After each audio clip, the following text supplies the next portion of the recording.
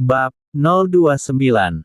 Sam meraup wajahnya kasar. Ia menyingkirkan tangan-tangan nakal yang menjelajah pada dada bidangnya.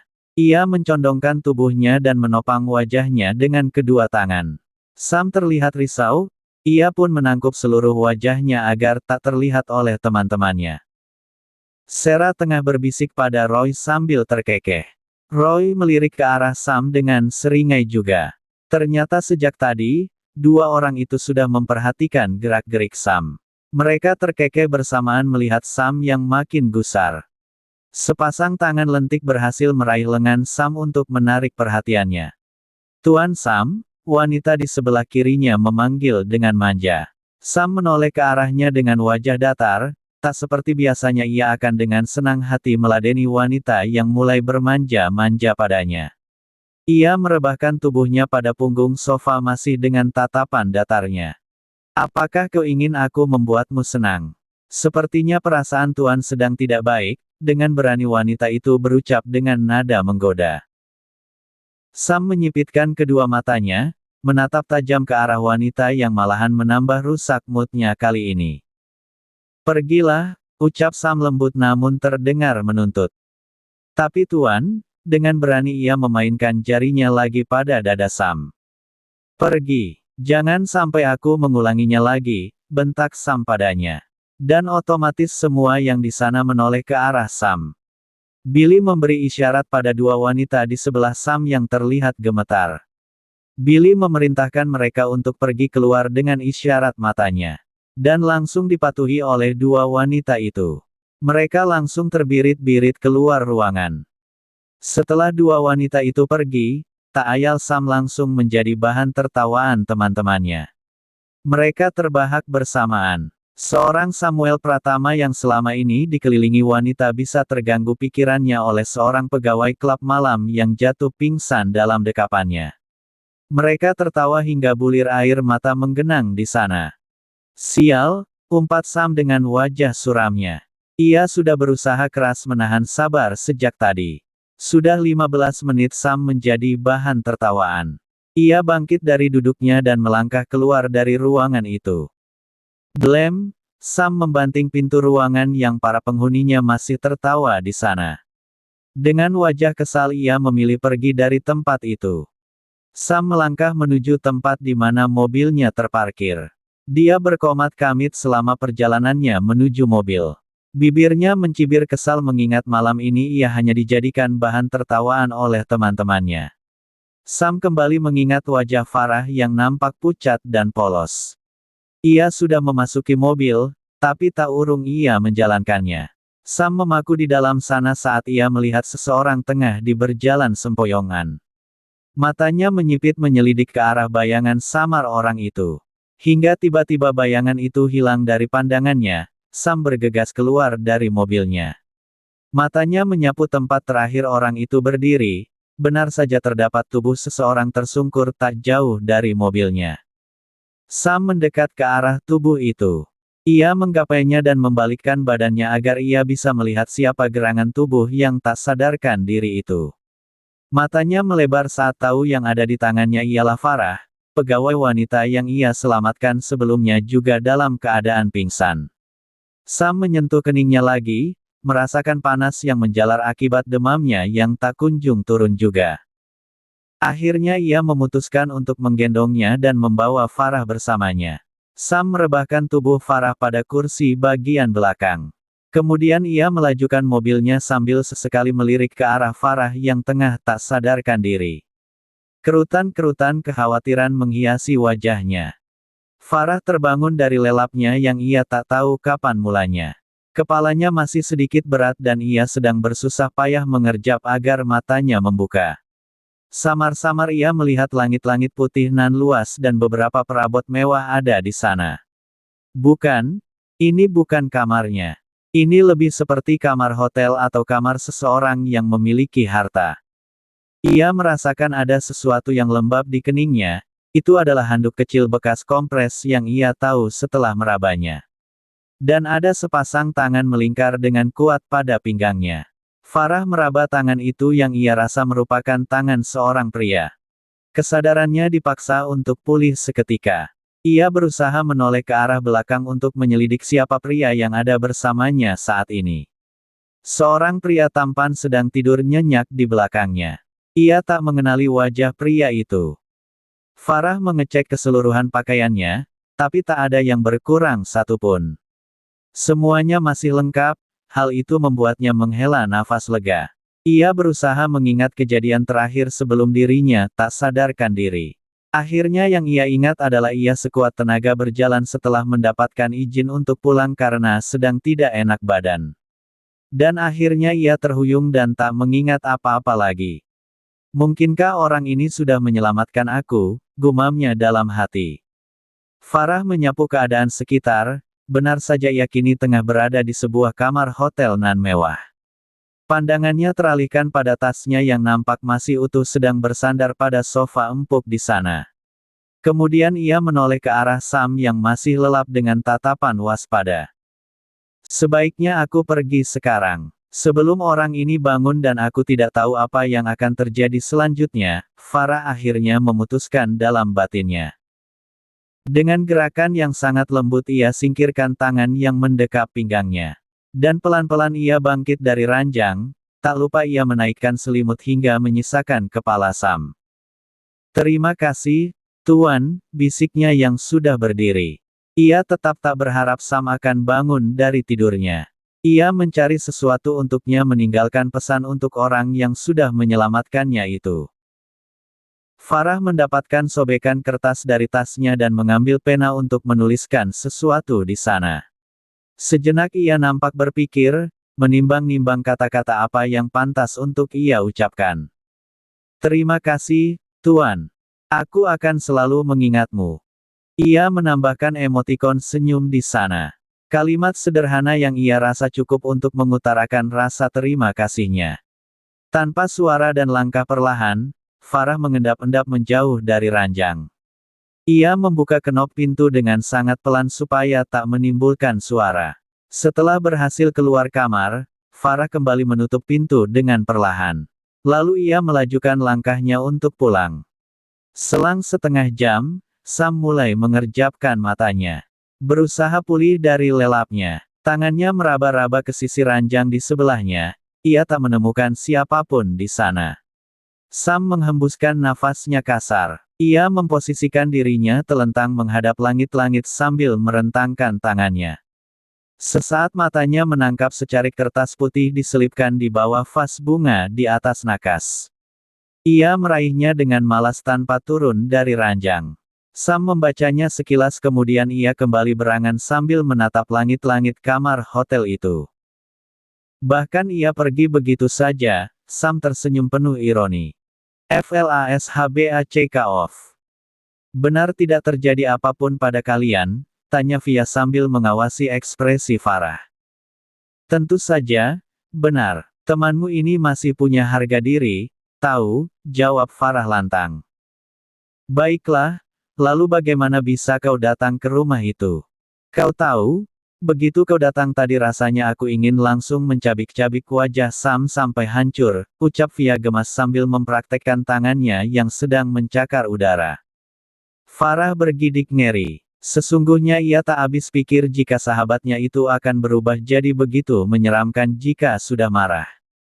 Via yang pembawaannya anggun dan juga tenang, siapa sangka saat marah akan berubah menjadi singa betina yang sangat buas. Ia memeluk tubuhnya sendiri sambil merasai seluruh bulu di tubuhnya yang berdiri akibat membayangkan jika benar saja dirinya dan Sam terjadi sesuatu yang salah. Farah tak ingin lagi meneruskan angannya yang menyeramkan. Ia memilih meneruskan ceritanya. Saat itu aku sedang di rumah sakit menemani ibu. Tiba-tiba kondisi ibu memburuk dan membutuhkan biaya yang tidak sedikit untuk operasi jantungnya. Aku bingung mencari uang kemana. Saat itu aku dan adikku sedang duduk di depan meja administrasi sambil berdiskusi. Tapi tetap saja kami tak menemukan solusi. Dan entah sejak kapan, ternyata ada Tuan Sam berdiri tak jauh dari kami yang kurasa ia pasti mendengar semua yang kami bicarakan. Farah mengambil jeda untuknya menarik nafas. Lalu, tanya Via penasaran. Tuan Sam menawariku sebuah pekerjaan, jawab Farah polos sambil mengedikkan kedua bahunya. Pekerjaan apa maksudmu? Via menyatukan kedua alisnya menatap Farah heran. Aku harus menjadi pasangannya saat makan malam di rumah orang tuanya dan sebagai imbalannya dia akan membiayai perawatan ibuku, jawab Farah cepat. Mengapa kau tidak menghubungiku? Farah, tanya Via yang tak habis pikir mau saja menerima tawaran aneh dari orang lain. Dan lagi masih ada dirinya yang merupakan sahabatnya. Kumohon Via, sudah cukup selama ini kau selalu membantuku. Aku malu Via harus selalu bergantung padamu. Aku sungguh berharap bisa menyelesaikan masalahku sendiri kali ini. Hutang budiku kepadamu sudah terlalu banyak, bahkan aku tak tahu bagaimana harus membalasnya, ujar Farah yang sudah berwajah sendu. Air matanya menggenang di saat terakhir ia mengucapkan kalimatnya. Farah merasa harus tahu diri, sampai sejauh mana ia akan mengandalkan Via yang terus saja membantunya membiayai pengobatan dan perawatan ibunya yang cukup mahal. Ia merasa memiliki beban jika ia tidak dapat membalas budi baik Via selama ini. Bagaimanapun juga Via bagaikan malaikat penolong bagi Farah dan keluarganya. Via meraih Farah ke dalam pelukannya. Mereka menangis bersama untuk beberapa saat. Menikmati rasa haru atas perasaannya masing-masing. Sesungguhnya Via juga merasa bersyukur memiliki Farah sebagai sahabat satu-satunya. Farah yang tulus mau berteman dengan Via tanpa memanfaatkan apapun yang Via punya. Via merasa akan sulit mendapatkan seseorang seperti Farah lagi. Maka dari itu, ia akan menjaga dan melindungi Farah sekuat yang ia bisa. Dan karena Via sudah tak memiliki seorang ibu, maka Via sudah menganggap ibu Farah sebagai ibunya sendiri. Farah, kumohon, jika lain waktu kau mengalami kesulitan jangan sungkan untuk menghubungiku. Memangnya kau pikir aku ini apa? Kau juga merupakan salah satu orang terpenting dalam hidupku. Aku tidak bisa membayangkan jika sesuatu terjadi padamu. Ditambah lagi saat tadi aku melihatmu diperlakukan kasar, rasanya hatiku sakit Farah, ucap Via yang sedang menghentikan tangisnya. Iya baiklah Via, ucap Farah di akhir tangisnya. Farah lebih memilih untuk mengalah, mengiyakan saja ucapan Via saat ini.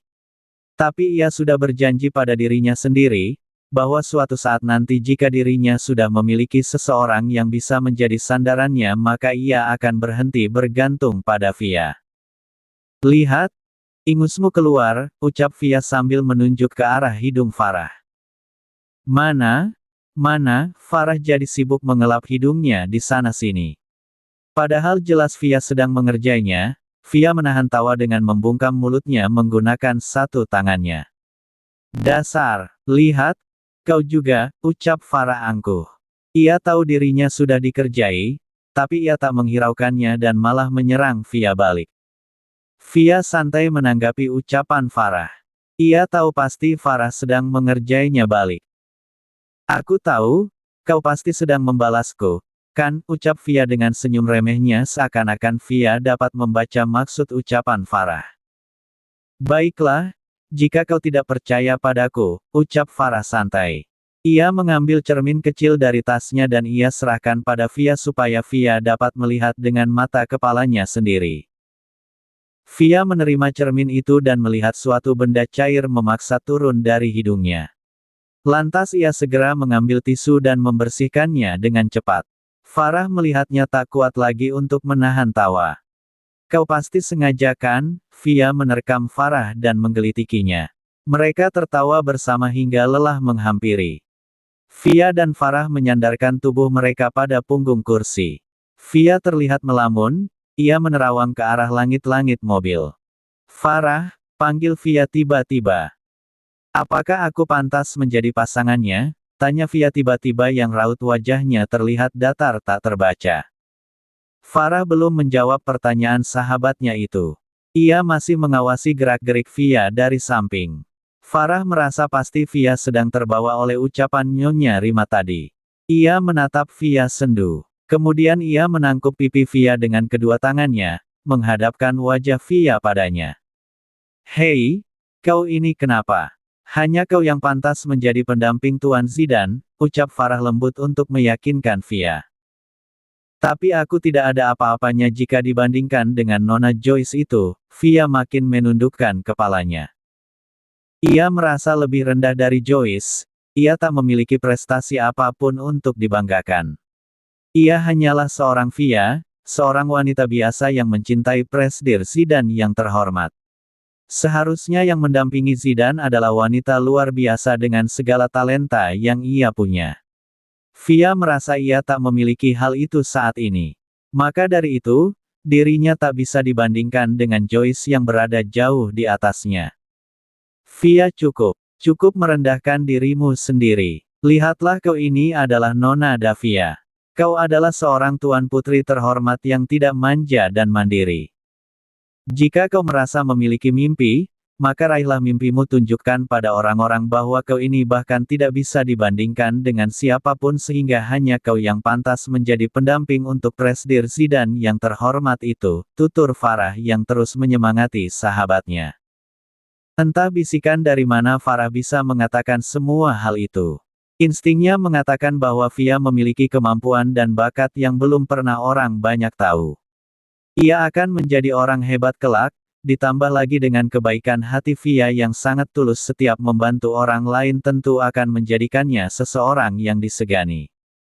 Hah, Via menghembuskan nafasnya sangat panjang. Maukah kau menemaniku malam ini? Rasanya aku belum ingin pulang, Via merasa membutuhkan sedikit waktu untuk menjernihkan pikirannya.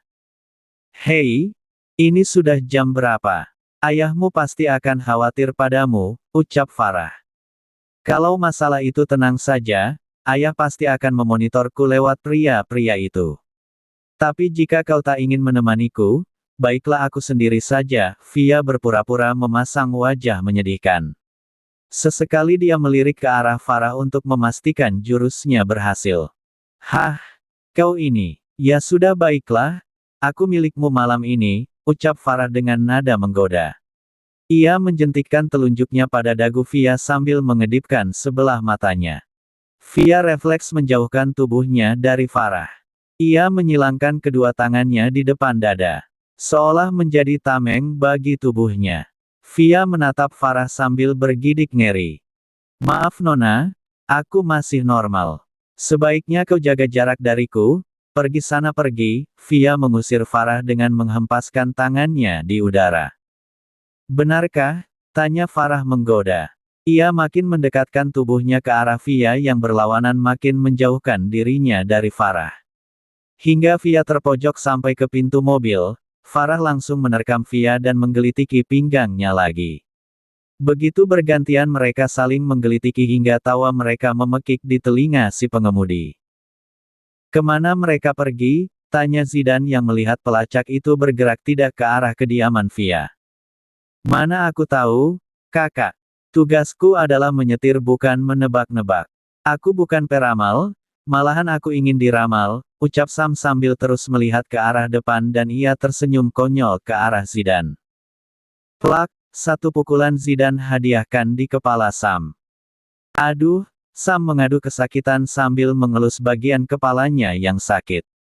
Kenapa setelah bertemu kakak ipar kau jadi suka memukulku sih, kak? Tidak jantannya, tidak betinanya, sama-sama menyeramkan. Hih, Sam bergidik ngeri di tengah kegiatan menyetirnya. Isi kepalamu supaya lebih berguna. Jika kepalamu selalu kosong, aku akan terus memukulmu, ucap Zidane datar. Sam mengerucutkan bibirnya sambil melirik sebal ke arah kakaknya itu. Ikuti mereka, perintah Zidane. Iya aku tahu. Tidak usah memerintahku. Memangnya kau saja kak yang khawatir? Aku juga, ucap Sam ketus tapi kali ini ekspresinya tak dapat dibaca. Zidane memperhatikan perubahan ekspresi adiknya itu. Tapi ia memilih diam tak berkomentar. Zidane tersenyum tipis. Aku tidak buta, Sam. Aku tahu isi pikiranmu saat ini, ucap Zidane dalam hati.